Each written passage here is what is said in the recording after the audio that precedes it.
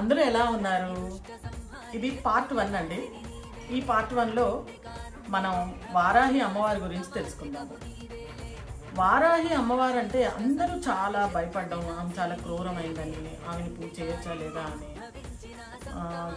చేస్తే చాలా అద్భుతాలు జరుగుతాయి అంటున్నారు, ఇలా చేస్తే చాలా ఘోరాలు జరిగిపోతాయి అని రకరకాలుగా ఆమె గురించి ప్రచారంలోకి వస్తుందండి.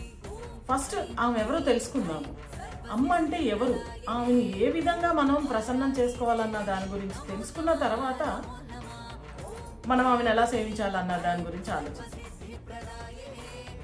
మనకి పోలీస్ డిపార్ట్మెంటు, హోం మంత్రి ఎలా ఉన్నారో అలాగే లలిత అమ్మవారి దగ్గర ఈమె హోమ్ డిపార్ట్మెంట్. పాలన ఒకటే, కాకపోతే వీళ్ళు కనిపిస్తారు, ఆమె కనపడదు అంతే.